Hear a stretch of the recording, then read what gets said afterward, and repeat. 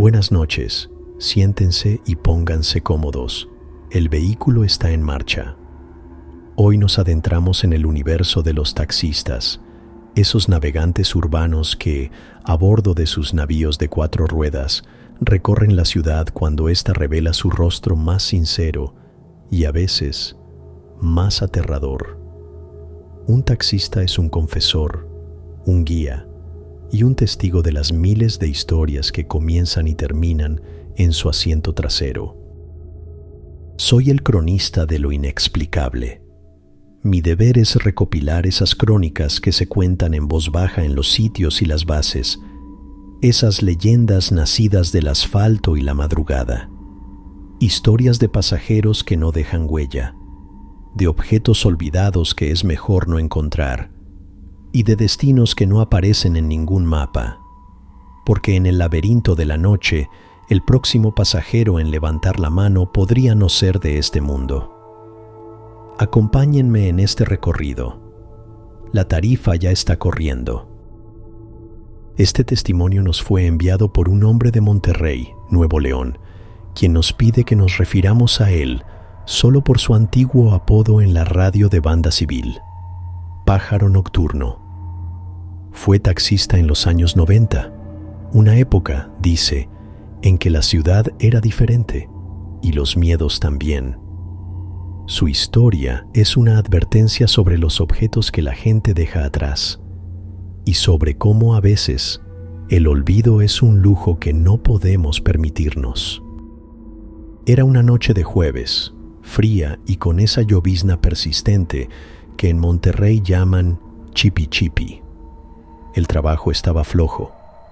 Pájaro Nocturno, a bordo de su confiable Tsuru, decidió pasar por la Basílica del Roble, pensando que a la salida de la misa de la tarde podría encontrar algún pasaje.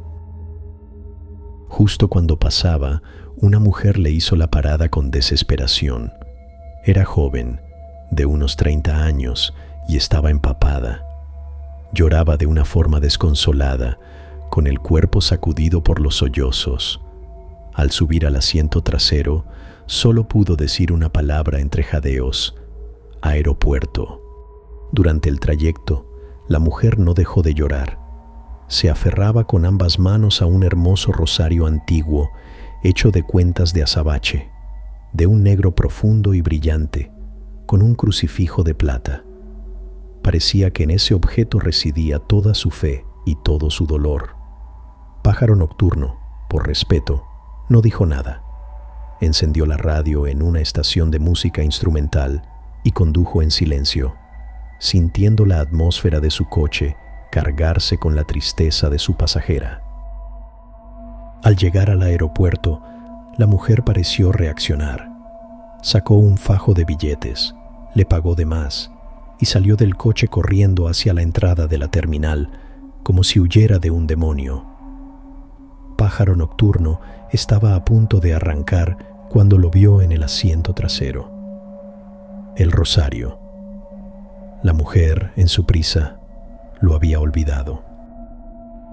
Sintiendo una punzada de honestidad, apagó el taxímetro y corrió hacia la terminal, buscando a la mujer, pero había desaparecido.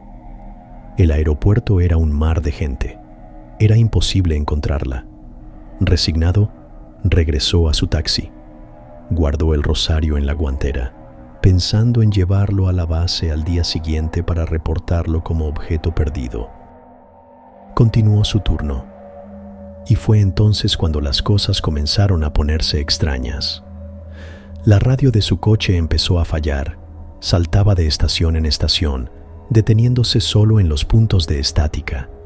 Y dentro de esa estática, de ese ruido blanco, Pájaro Nocturno comenzó a escuchar susurros.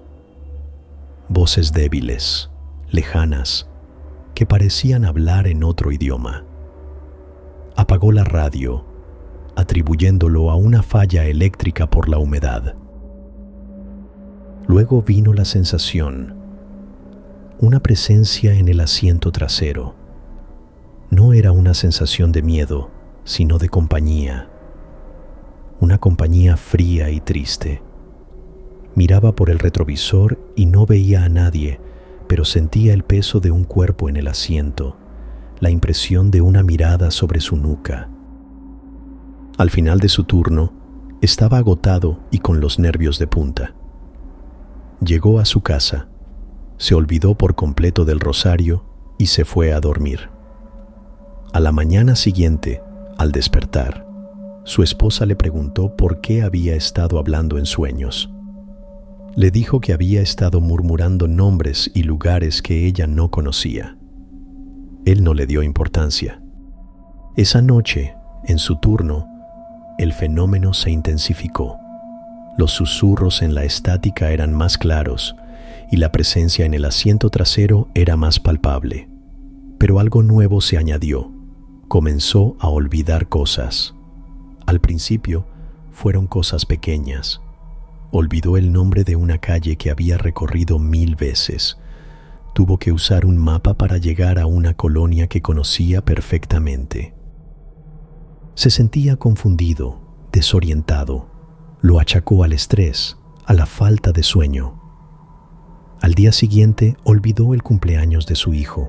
Su esposa se lo recordó y él sintió una punzada de vergüenza y miedo. ¿Qué le estaba pasando? Fue en la tercera noche cuando conectó los puntos. Un cliente le pidió que lo llevara a una dirección específica. Pájaro Nocturno arrancó y a las pocas cuadras se dio cuenta de que no tenía idea de dónde estaba ni a dónde iba. Se orilló, confundido y con un pánico creciente. Abrió la guantera para buscar su mapa y allí estaba, el rosario de azabache. En el momento en que lo tocó, sintió un frío intenso en los dedos y un recuerdo, que no era suyo, inundó su mente. Vio la imagen de un accidente, el sonido de metal retorciéndose, el rostro de un hombre ensangrentado. La imagen fue tan vívida que gritó, y tan rápido como llegó, se desvaneció. Entendió la terrible verdad. El rosario no era un simple objeto de devoción, era un recipiente, un ladrón de memorias. La mujer que lo había olvidado no estaba simplemente huyendo de una pena, estaba usando el rosario para borrarla activamente de su mente. Y ahora el objeto, hambriento, estaba alimentándose de los recuerdos de su nuevo dueño. Aterrado, tomó el rosario y lo arrojó por la ventanilla a un terreno baldío. Condujo directamente a su casa, temblando. A la mañana siguiente, al subirse a su taxi, lo vio. El rosario estaba en el centro del asiento trasero, enrollado en una espiral perfecta. Comenzó una pesadilla. Intentó de todo para deshacerse de él. Lo enterró y al día siguiente apareció en el portavasos. Lo tiró a un río y a la noche siguiente estaba colgando del espejo retrovisor. El rosario no quería irse, o más bien, la entidad que lo habitaba. Y con cada día que pasaba, perdía un pedazo más de sí mismo. Olvidó el rostro de sus padres. Olvidó su propia infancia. Su vida se estaba convirtiendo en una serie de páginas en blanco. Su esposa lo miraba con una mezcla de amor y terror, viendo cómo el hombre que amaba se desvanecía ante sus ojos. El relato de Pájaro Nocturno termina con la última noche que trabajó como taxista. Estaba conduciendo sin rumbo, con la mente casi en blanco. Lo único que recordaba era el miedo. Miró por el retrovisor y vio a la mujer sentada en el asiento trasero, la mujer del aeropuerto. «Ya casi terminas», le susurró ella, aunque sus labios no se movieron. «Ya casi no queda nada. Pronto estarás en paz, como yo». Él no supo qué hacer, solo supo que tenía que dejar ese taxi. Detuvo el coche en medio de la calle, abrió la puerta y corrió. Corrió sin mirar atrás, abandonando el coche, el rosario y los últimos fragmentos de su propia vida. Nunca volvió a conducir un taxi. Tuvo que reconstruir su vida desde cero, como un hombre sin pasado. Aún hoy, hay grandes agujeros en su memoria y a veces, por la noche, siente un frío inexplicable y el impulso de buscar en sus bolsillos un rosario que ya no está allí. La aterradora experiencia de pájaro nocturno es una advertencia sobre el poder que pueden contener los objetos y cómo una pena olvidada puede convertirse en la maldición de otro. Pero no todo el horror proviene de lo que se deja atrás. A veces, la amenaza está en el propio pasajero. La siguiente crónica, una leyenda urbana arraigada en la Ciudad de México, nos habla de un tipo muy particular de cliente. Mi padre, que fue taxista toda su vida, conducía uno de esos viejos bochos verdes que alguna vez fueron el alma de la Ciudad de México. Era un hombre lleno de historias y de reglas no escritas. La más importante de todas, nos decía, era: hay dos tipos de pasaje que, si puedes, no levantas de noche, los políticos y los que salen del mercado de Sonora. Sobre los primeros, decía que traían mala suerte. Sobre los segundos, decía que traían algo mucho peor. Esta es la historia de por qué. El mercado de Sonora es un lugar fascinante y terrible, un laberinto de pasillos donde se vende de todo: remedios herbales, animales exóticos, artículos de santería y, en los pasillos más oscuros, los insumos para la brujería. De noche, cuando el mercado cierra, el área se convierte en un lugar de una energía pesada y extraña. Una noche, mi padre estaba pasando por una mala racha. El dinero no alcanzaba. Eran casi las 11 de la noche y no había tenido un solo viaje bueno. Rompiendo su propia regla, decidió dar una vuelta por las calles aledañas al Sonora, esperando encontrar a algún comerciante rezagado. En una esquina poco iluminada, una mujer le hizo la parada. Era una anciana, muy encorvada, envuelta en un rebozo oscuro que le cubría casi todo el rostro. Llevaba en el regazo una gran bolsa de mercado, de esas de Ixtele, que parecía muy pesada. La mujer subió al bocho con una agilidad sorprendente. El olor que llenó el pequeño coche fue inmediato y abrumador.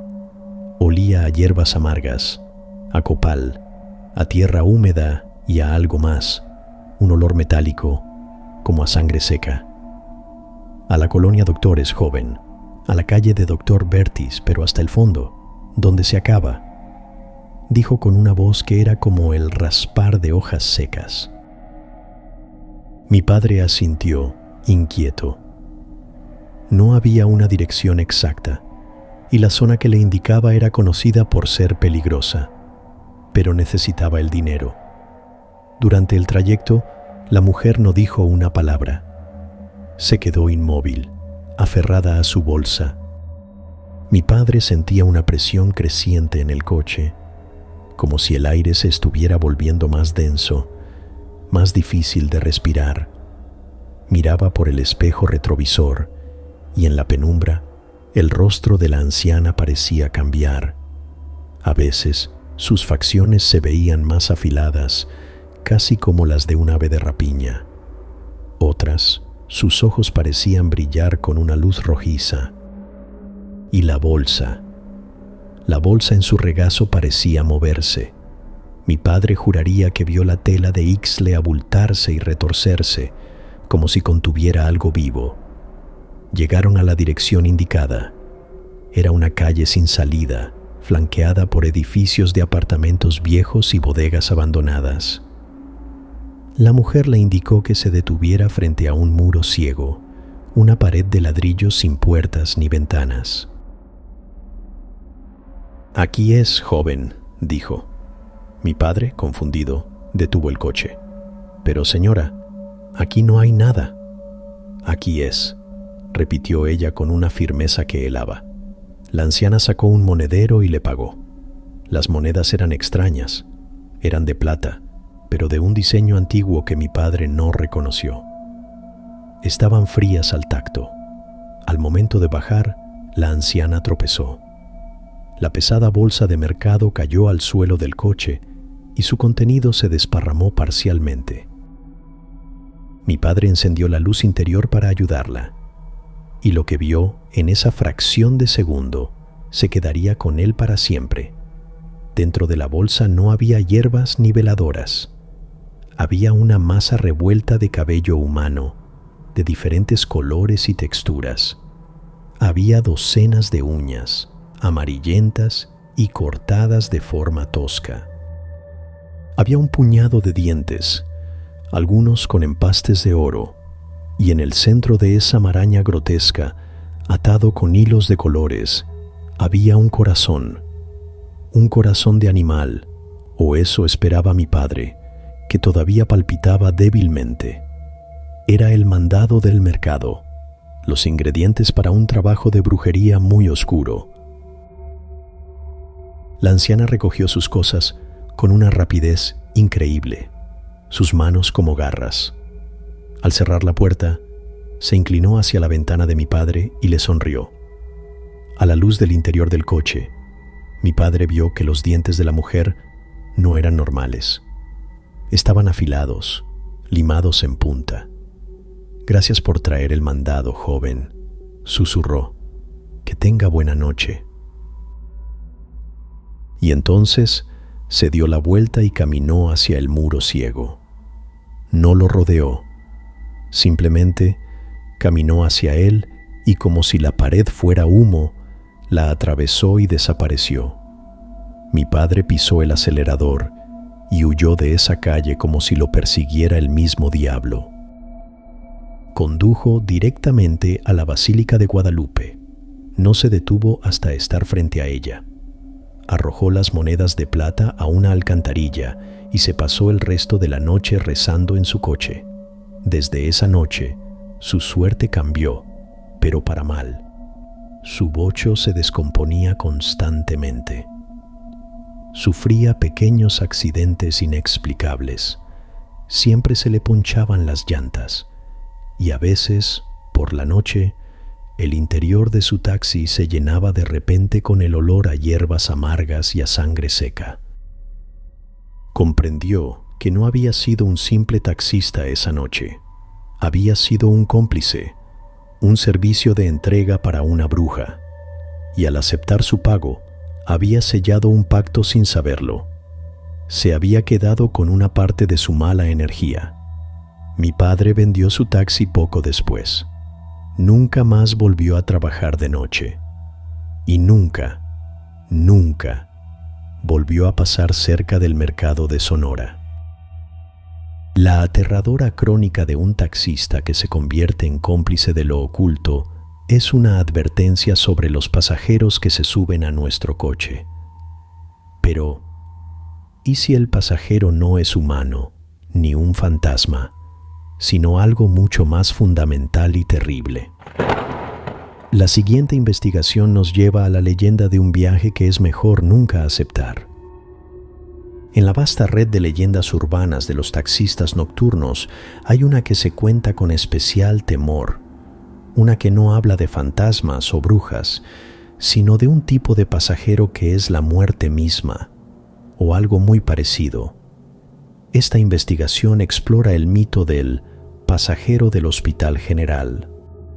La historia se centra en los taxistas que hacen base o sitio afuera del Hospital General de México, un lugar que es un universo en sí mismo, un punto de encuentro constante entre la vida, la enfermedad y la muerte. Los conductores veteranos advierten a los nuevos sobre un tipo de servicio específico. La solicitud no llega por aplicación ni por radio. Es una persona, generalmente un familiar con el rostro desencajado por el dolor, que se acerca directamente al primer taxi de la fila. «Necesito un viaje», dice la persona. «Es para mi familiar. Acaba de fallecer. Necesito llevarlo a casa para su velorio. La funeraria tarda mucho y Quiero que su último viaje sea en paz. Lo que piden es ilegal y macabro. Transportar el cuerpo de un recién fallecido en el asiento trasero del taxi, cubierto con una sábana, como si fuera un pasajero dormido. La mayoría de los taxistas se niegan rotundamente, pero la persona siempre ofrece una cantidad de dinero exorbitante, suficiente para solucionar los problemas económicos de un mes o más. Y siempre hay algún conductor, nuevo o desesperado, que acepta. Aquí es donde la leyenda se vuelve aterradora. El viaje comienza. El conductor, con los nervios de punta, conduce con el cuerpo de un extraño en su asiento trasero, cubierto por una sábana. El familiar que lo contrató no lo acompaña. Le da la dirección y la mitad del dinero por adelantado. La otra mitad, le dicen, se la darán al llegar. El trayecto, según los pocos que lo han contado, es una pesadilla de tensión. El coche se siente anormalmente frío. Un silencio profundo, antinatural, llena el habitáculo, y el conductor siente una presencia, no de un cuerpo inerte, sino de algo expectante. Al llegar a la dirección, siempre una casa humilde en un barrio viejo, el conductor se detiene, toca el claxon, nadie sale, baja del coche, toca la puerta. No hay respuesta. La casa parece vacía. Confundido y asustado, regresa a su coche y descubre que el cuerpo ya no está. El asiento trasero está vacío, la sábana doblada pulcramente, y sobre ella un sobre con la segunda mitad del pago. El conductor, aterrado pero con el dinero en la mano, huye de allí. Piensa que ha sido víctima de una broma extraña y pesada, o que ha participado en algo ilegal y turbio, pero el dinero es real. El horror viene después. La leyenda dice que el conductor que realiza este viaje ha hecho un pacto sin saberlo. El pasajero no era un simple muerto, era un portador. La muerte, o una entidad que se alimenta de ella, necesitaba un vehículo, un transporte para cruzar de un plano a otro, del hospital al lugar de descanso. Y el taxista, al aceptar, se ha convertido en el barquero de Caronte. El dinero es el pago, pero el viaje deja una marca en el conductor, una marca invisible. A partir de esa noche, el conductor comienza a tener una suerte macabra. Atrae la muerte. Los testimonios hablan de conductores que, después de hacer el viaje, solo reciben pasajes relacionados con la tragedia. Gente que va a identificar un cuerpo. Familiares que acaban de recibir una noticia fatal. Personas que, durante el trayecto, sufren un ataque al corazón. El taxi se convierte en una carroza. Un caso, el más famoso de la leyenda, habla de un taxista llamado El Güero.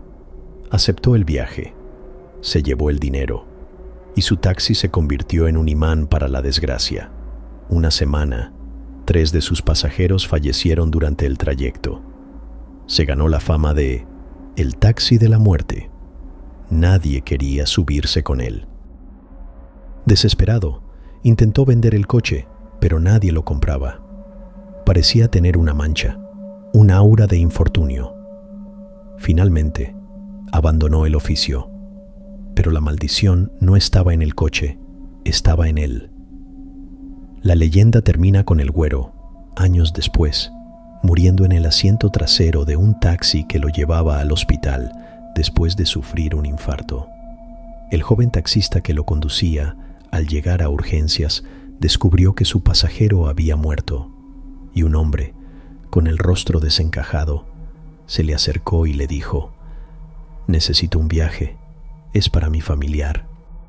El ciclo, dice la leyenda, nunca se detiene. Siempre hay un alma que necesita su último viaje. Y siempre hay un hombre desesperado, dispuesto a ser el chofer de la muerte, a cambio de unas monedas que, al final, no podrá gastar. Hemos llegado al final de la ruta. El taxímetro se ha detenido. Las historias de esta noche nos han llevado por las calles secundarias del miedo, en la intimidad de un vehículo donde el destino es a menudo una sorpresa. Les agradezco haberme acompañado en este viaje. Si alguna vez, como conductor o pasajero, han vivido una experiencia que desafía la lógica de las calles y los mapas, los invito a compartir su relato en los comentarios o al correo que les dejamos en la descripción. Su historia podría ser la próxima parada de esta crónica. Recuerden, la próxima vez que levanten la mano en una esquina oscura, presten atención a quién se detiene. Y si conducen, miren bien a quién suben. Nunca se sabe cuál será el destino final. Soy el cronista de lo inexplicable.